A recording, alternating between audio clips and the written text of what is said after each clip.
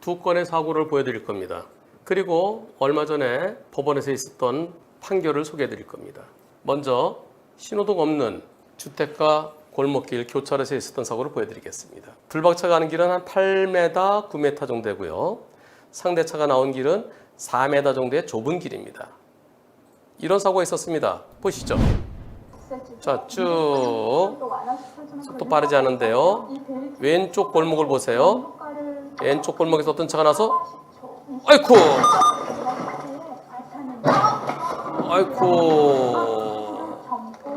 네, 상대차가 갑자기 예상치 못한 상태에 퍽 때리니까 차가 이렇게 틀어졌어요. 저렇게 틀어지면 어떻게 되나요? 내가 이렇게 가고 있는데 턱 때리면 몸이 이렇게 휘청되겠죠? 그럼 휘청돼서 페달에서 발이 놓쳐질 수 있죠. 그래서 브레이크를 밟아야 되는데 못 밟을 수도 있고요. 또는 브레이크를 밟아야 되는데 몸이 비틀어지니까 잘못해서 가속 페달을 밟을 수도 있죠. 1차 사고 후 왜 멈추지 못하고 2차 사고까지 냈느냐. 그때 바로 브레이크 잡아서 멈췄어야지. 이렇게 상대차 쪽에서는 주장하면서 2차 사고는 네가 책임져 이럴 수 있어요. 여러분들은 어떻게 생각하십니까? 자, 1차 사고와 2차 사고 모두 다 1차 사고의 과실 비율에 따라야 된다. 즉 1차 사고에서 요 차가 100% 잘못이라 그러면 2차 사고도 100대 빵. 2차가 80대 불박차 20이면 2차 사고도 80대 20이어야 된다. 1차 사고, 2차 사고 모두 다 1차 사고의 과실 비율에 따라야 된다. 아니다. 1차 사고, 2차 사고는 별개다. 2차 사고는 왜 브레이크 못 잡았어? 불박차가 다 책임져라. 여러분들은 어떻게 생각하십니까? 투표 시작. 네. 여러분들의 100%는 1차 사고의 과실 비율이 1차, 2차 다 적용돼야 된다. 그렇죠. 만약에 저렇게 부딪힌 다음에 막 한 50m, 100m 가서 다른 거 들이받았다고 그동안 뭐 했어? 근데 순간적으로 툭! 몸이 비틀리면 중심을 잃고 브레이크를 제대로 못 밟을 수도 있습니다. 그리고 비틀어지면 핸들을 똑바로 못 잡을 수도 있죠.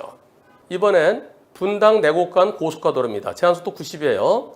제일 바깥차로 판교쪽으로 빠지는 차들이 많습니다. 불박차도 오른쪽으로 빠질 거예요. 앞에 차들이 쭈르륵 멈춰서 살 속도를 줄이면서 가고 있었는데 브레이크 살 페달 올리고 속도를 줄이면서 가고 있었는데 어떤 사고가 일어날까요? 제일 바깥차로는 차들이 서 있네요. 나도 이제 멈출 거예요. 서서히 속도 줄이는데 그런데 아이고! 아이쿠.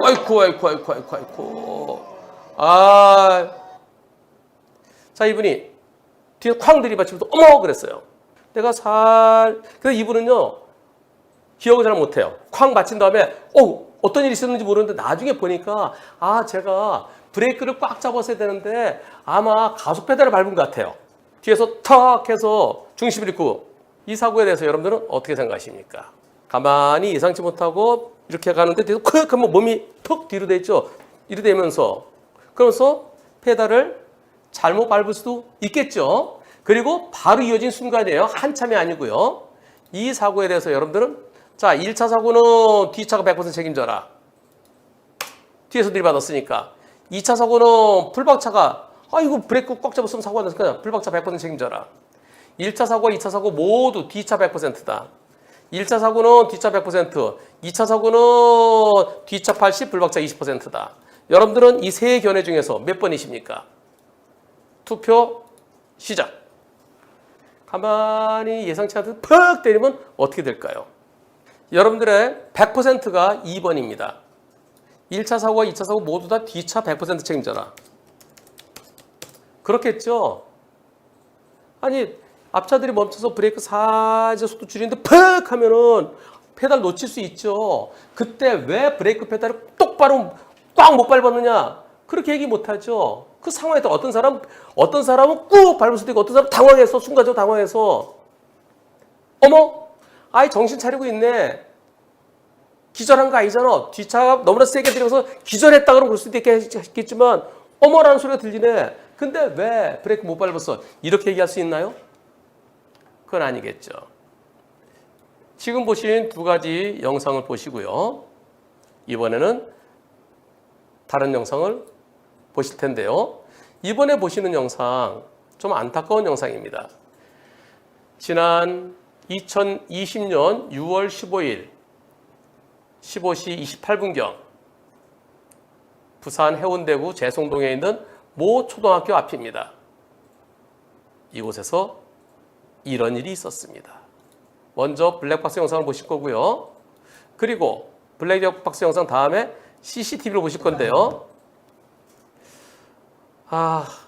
뉴스에도 많이 나왔던 그런 영상입니다. 어떤 영상인지 목소리도 생생하게 다 그대로 들으시겠습니다. 가겠습니다. 라디오 소리네요. 언덕길을 내려갑니다. 언덕길을 내려가서요. 저 밑에 삼거리인데요. 삼거리에서 블록차는 좌회전할 거예요. 근데 신호가 바뀝니다. 네, 좌회전 신호가 이제 있는데 바뀔 거예요. 빨간불에서 이제 멈추려고 그럽니다. 자, 이제 신호가 거의 끝났을 거예요. 이제 끝났어요. 멈추려고 하는 순간, 그런데,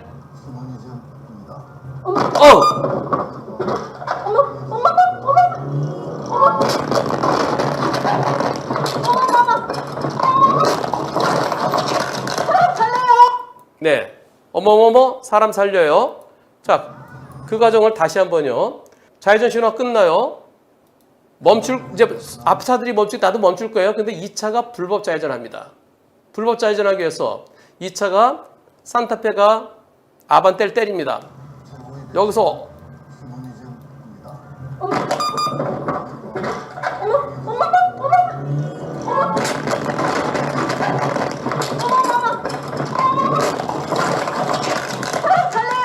네. 어머?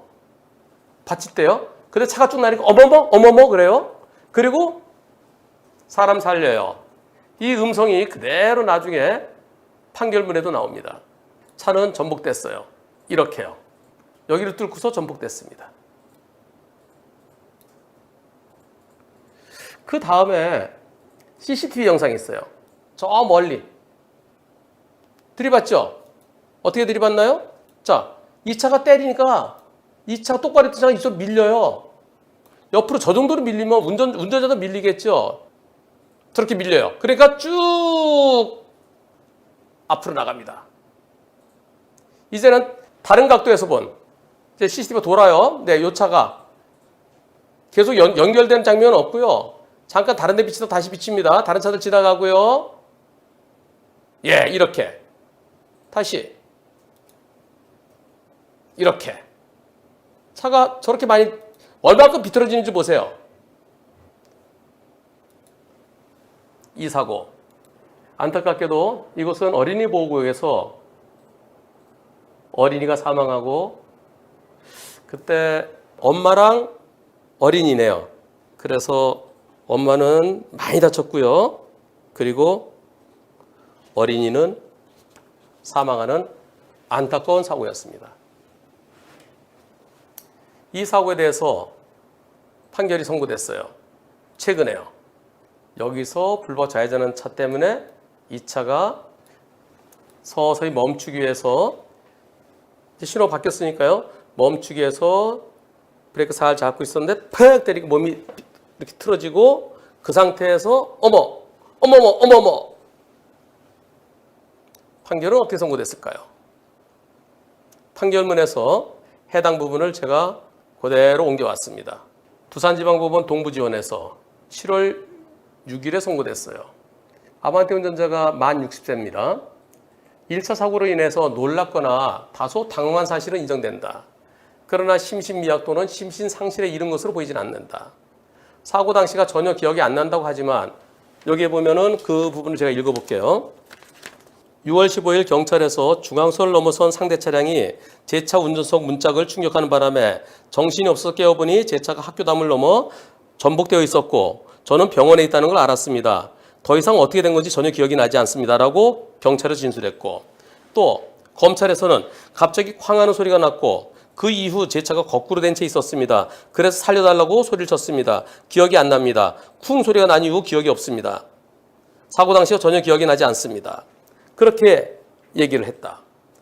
하지만 그러나 불박 영상에 의하면 지금 보이시는 그 불박차요. 불박 영상에 의하면 1차 사고 짓고 어마마 예 처음에 어마마 그럼 차가 나갈 때요. 당황하는 소리와 함께 아반떼 차량을 진행시킨 사실 아반떼 차량이 전복된 이후에 사람 살려라고 구호를 요청한 사실이 인정된다. 즉 1차 사고 전후의 언동, 1차 사고의 충격 정도, 기절할 정도는 아니다. 기절을 유발할 정도의 충격은 아니었던 것으로 본다. 그렇다면 피고인이 심신미약이나 심신상실에 이를 정도로 비정상적인 심리상태에 빠졌다고 보이지는 않는다. 아반떼 불방 영상에 따르면 피고인은 1차 사고 직후 당황해서 어마마라고 소리친 사실. 그럼에도 피고인은 아반떼 차량을 즉시 제동하지 않고 피고인의 그 아반떼 차량에 브레이크 등이 안 들어온다. 브레이크 누르는 게 안 보인다. 오히려 교통신호를 위반해서 빨간불인데 약 26m 앞에 있는 초등학교 정문 방향으로 돌진한 사실을 인정할 수 있다. 만약 피고인이 핸들과 브레이크를 정확하게 작동했거나 신호를 시켰더라면 그러면 2차 사고가 안 났을 것이다. 앞서 본 바와 같이 피고인은 2차 사고 당시 브레이크를 밟지 않고 가속 페달을 밟은 것으로 보인다. 그래서 아반떼가 시속 45.5의 속도로 돌진해서 피해자들을 충격했다. 1차 사고로 인해 피고인이 당황했던 점을 감안한다 하더라도 교통신호를 위반해서 가속 페달을 밟아 차량을 진행시킨 것은 충분히 불박차 운전자가 잘못한 것이다. 이러한 잘못과 피해자들이 사망하고 다친 것의 결과 사이에는 상당한 인과관계가 인정된다. 그래서 유죄 판결 선고됐습니다. 다만 정상이 어떤 정상인지 유리한 조건, 피고인의 과실행위가 2차 사고의 주된 원인이 되긴 하였으나 산타페 1차 사고의 충격으로 2차 사고에 이르게 된 것으로서 그래서 전적인 책임이 있다고 보기는 어렵다. 또 보험사랑 유족들이 합의가 된 것 같네요. 그리고 또 유족 측이 피고인의 처벌을 원하지 않는다 라는 탄원서를 제출했다. 그리고 일부 사실관계에 대해서 다투고 있지만 대체적으로 자신의 잘못을 인정하면서 자숙하는 모습을 보이고 있다. 이런 점은 유리하다. 하지만 어린이 보호구역은 학교, 주택 또는 아파트 단지 부근 등 어린이들의 통행이 잦은 곳임을 감안해서 지정된 곳이므로 그곳을 운전하는 피고인으로서는 각별히 주의를 해서 운전해야 됨에도 불구하고 이를 게을리하여 조향, 제동장치, 핸들과 브레이크 장치를 정확하게 조작하지 아니하고 교통신호를 준수하지 않은 채 직진해서 이런 사고를 일으켰는데 그 과실의 정도나 발생한 결과가 중하다. 그리고 다친 엄마와 그리고 그 어린이의 유족들이 상당한 정신적인 고통을 받고 있는 점에 비추어서 결코 피고인의 책임이 가볍지 않다. 어린이 보호구에서 어린이를 사망케 하면 3년 이상의 징역형입니다. 유리한 정상, 합의가 되고 처벌을 원치 않는 탄원서 제출하고 이런 점 감안해서 징역 2년에 집행유예 3년을 선고받았습니다. 산타페 운전자도 똑같이 선고받았습니다. 여러분들 어떻게 생각하십니까? 어마마 그리고 사람 살려요. 이런 걸 볼 때는 정신이 있었다. 1차 사고의 충격으로 기절한 건 아니다. 기절하지 않았으니까 핸들을 똑바로 잡고 브레이크를 딱 잡아서 빨간 불이가 멈췄어야 되는데 그런데 브레이크 대신 가속 페달을 밟았고 신호 위반했다. 그래서 유죄다. 다시 한번. 저렇게 밀려가요. 아니 산타페가 가만히 멈추려고 그러는데 내가 브레이크 잡고 서 있었으면 덜 밀렸을 거예요. 근데 브레이크 살살 하는데 탁 밀리면 페달에 발이 미끄러지겠죠. 몸이 이렇게 되겠죠. 여러분들은 어떻게 생각하십니까? 그러고서 이걸 신호 위반이라고 그랬는데요. 순간적으로 툭 하면 몸이 중심을 잃게 되고 그러면 나름대로 당황한 상태에서 브레이크 잡는다는 게 다행히 브레이크 페달을 밟을 수도 있겠지만 몸이 비틀어지면 옆에 있는 가속 페달을 밟을 수도 있죠. 그것을 저 아반떼 운전자 잘못이라고 할 수 있을까요? 이번 사고는 저 산타페가 때리지 않았으면 사고가 안 났죠. 산타페가 때려서 전혀 예상치 못한 퍽 때려서 중심을 잃고 순간적으로 페달을 잘못 밟은 건데 과연 아반떼 운전자의 잘못이 있다고 할 수 있을까요? 저는 개인적으로 아반떼는 저 산타페의 도구 개념에 불과해요. 산타페가 때렸기 때문에 나간 거예요. 내가 때리고 내가 사고 내고 싶어서 사고 낸 게 아니잖아요. 저 산타페가 날 때리니까 나는 그냥 순간적으로 짧은 거리를 밀려갔을 뿐이잖아요. 과연 기절하지 않았으니까 핸들 똑바로 잡고 그리고 브레이크 페달 제대로 잡아서 빨간불이니까 멈췄어야지. 그렇게 얘기할 수 있겠는가? 지금 현재 항소했습니다. 이제 항소심 결과 아직 항소심 진행되지는 않고 이제 항소 막 접수되고 그랬을 거예요. 어린이가 사망하고 엄마가 크게 다친 건 그건 정말 안타깝죠. 그게 과연 아반떼 운전자의 잘못일까요? 저는 산타페가 예를 들어서 뭘 던졌어요. 내가 때린 거 아니야? 날아갔잖아. 아니 던진 사람이 책임져야죠. 던져서 누굴 맞췄어요. 내가 직접 때린 거 아니야. 이런 얘기 할 수 있나요? 아반떼는 단순한 도구 개념인 것 같습니다. 다시 한번 이 영상을 보면서요.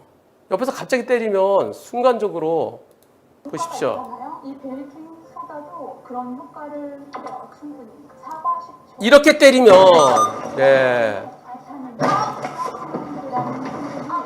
바로 코앞이잖아요. 바로 코앞에. 한참 간 것도 아니고요. 내가 순간 당황해서 정신 차릴 시간이 안 되잖아요. 이것도 자 가면서요.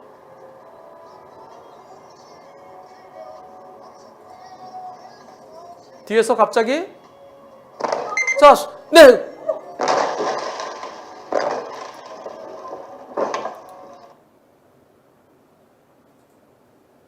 어머 어떻게 기절 안 했으니까 앞차 사고 나고 뒤에서 맞은 불박차 책임져야 될까요?